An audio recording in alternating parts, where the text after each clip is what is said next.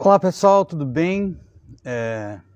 Eu disse recentemente que realmente não é fácil, não é possível fazer filosofia em apenas um minuto.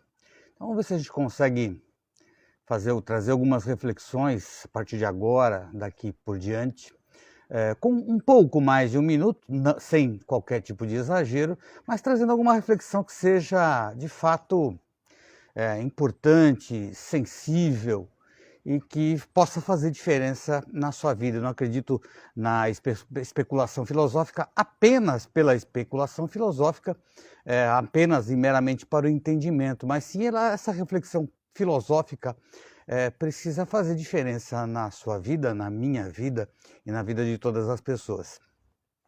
E por ocasião dessa data, né, que é tão especial para a maior parte das pessoas do planeta, né? Eu fui provocado por um amigo meu que é judeu e isso me trouxe uma reflexão, acho que bastante interessante. Bom, se a gente for na internet, né, muitas vezes as pessoas falam assim, não, hoje em dia tem de tudo na internet. Mas muitas vezes o que tem na internet nem sempre presta. Então é preciso de uma certa curadoria, né, de um certo filtro para a gente selecionar realmente o joio do trigo, falando assim, biblicamente, né? Selecionar aquilo que presta e aquilo que não presta. E é curioso, né? Eu vejo muitas vezes as pessoas comentando sobre coisas da Bíblia, ou coisas do judaísmo, coisas dessas mitologias e de outras mitologias, em até tom de chacota, né? Como se fossem absurdos. É claro que, e disso aparecem diversas críticas, né, acerca dessas e de outras mitologias. Eu mesmo confesso que durante muitos anos da minha vida me considerava um completo idiota, porque eu lia muitas passagens da Bíblia, tanto Velho quanto Antigo Pensamento. Aliás, eu estava falando de você agora, seu malcriado Herbst. Porque essa livezinha aqui, que é só um oi, uma pequena reflexão, você é culpado dela, né, por essa felicitação pela Páscoa. Então eu quis fazer aqui trazer um pouco de uma reflexão que eu acabei fazendo por esses dias, inclusive por conta da sua provocação. Eu, muitas vezes, lia a Bíblia, tanto o Velho quanto o Novo Testamento, né? Toda aquela parte que compreende um pouco da Torá, quanto do Novo Testamento, e às vezes eu me sentia um completo idiota, porque eu não conseguia entender o sentido daquilo. Agora, eu só consegui, de fato, compreender quando eu mesmo acabei por desenvolver em mim uma outra faculdade que não a faculdade da inteligência e da razão, porque senão você começa a procurar aí nessas leituras bíblicas um sentido histórico, uma conexão causal, quando na verdade isso são só descaminhos, isso não te faz compreender o que está escrito na Bíblia.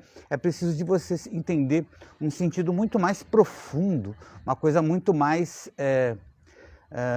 de um segredo que existe entranhado nestes discursos, tanto do Velho quanto do Novo Testamento, e que se você não consegue entender as coisas nessas entranhas, certamente você vai ignorar completamente o significado profundo dessas coisas todas.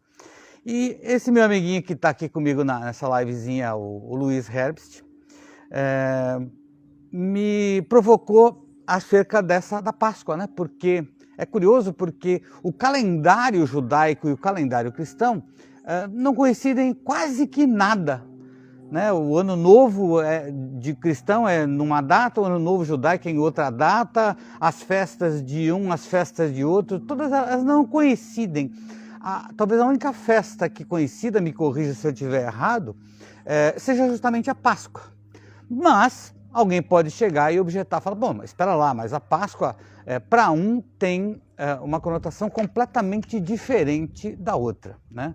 Se na Páscoa judaica se comemora, né, a liberdade do povo judeu do Egito, né, da escravidão do Egito, para o cristão, a Páscoa comemora, por assim dizer, a morte e ressurreição de Jesus. E será que tem alguma conexão, faz algum sentido uma coisa com a outra? São eventos historicamente muito distantes e eventos que aparentemente não têm nenhum significado, nenhuma relação de um com o outro. E, de fato, eu analisando com um pouco mais de profundidade, consegui perceber uma coisa um pouco diferente. Se na Páscoa judaica a gente está comemorando, né, a liberdade, né, a escravidão e a liberdade, esse contraste entre a escravidão e a liberdade, se eu olhar para a Páscoa cristã, de um certo modo eu enxergo também escravidão e liberdade.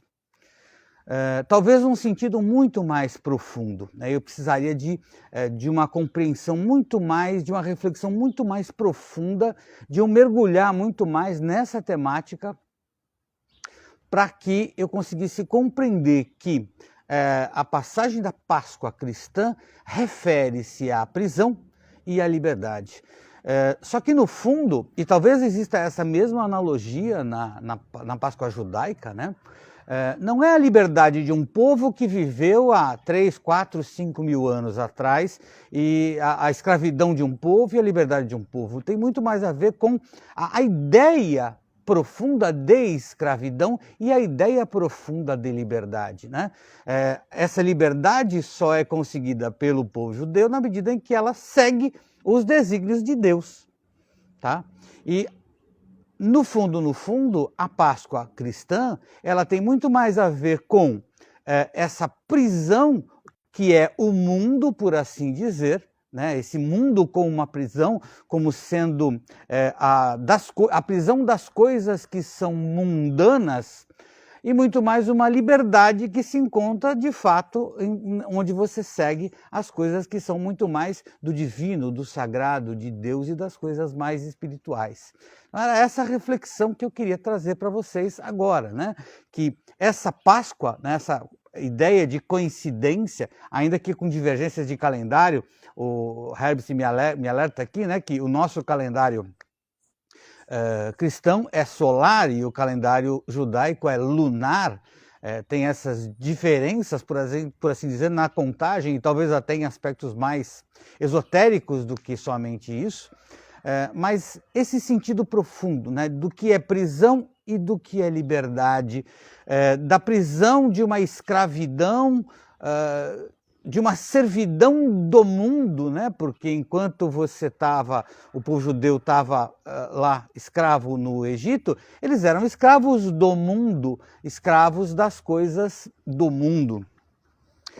O mesmo acontecia talvez alegoricamente, né, na Páscoa cristã, que nós somos escravos do mundo, nós podemos ser escravos do mundo, mas se a gente consegue deslocar a nossa atenção para as coisas do sagrado, para as coisas do divino, para as coisas de Deus, que também nós pertencemos, né? E eu acho que é isso que é o grande X da questão, a quem nós pertencemos, né? Nós pertencemos ao mundo ou pertencemos a uma dimensão que é muito mais divina, muito mais sagrada. Então este ato de liberdade comemorado aqui na Páscoa, talvez seja um convite para você, de onde você vai colocar a sua atenção, de onde você vai colocar o seu coração no seu dia a dia. Claro que você vai continuar vivendo no mundo, mas uma coisa é você viver no mundo com os ditames do mundo e com os propósitos do mundo. A outra coisa é você continuar vivendo no mundo com os ditames do sagrado e com o propósito do sagrado no seu dia a dia, naquilo que você faz, naquilo que você fala, naquilo que você vive. Qual é o propósito daquilo que você faz no seu dia a dia? Essa era a mensagem de Páscoa que eu queria, que é uma mensagem de escravidão e de libertação, e que não se retrata nada numa questão histórica, né? Não é alguma coisa, não é reportando algo que aconteceu há mais de 1000, 2000, 3000 anos atrás. Trata-se dessa simbologia da escravidão e da liberdade, e é exatamente essa reflexão que talvez eu quero proporcionar para você. Você é escravo do quê? E você é livre, será? Então, esse é o convite para você adquirir essa liberdade. E talvez você, desenvolvendo em você esse tipo de faculdade do pensamento que vai além da racionalidade, além dessa inteligência que serve muito mais às coisas práticas do nosso dia a dia, desenvolver outros tipos de faculdades que vão trazer para você conhecimentos de um outro patamar de profundidade, de largura e até de altitude. Fique com Deus, boa Páscoa a todos e até a próxima reflexão.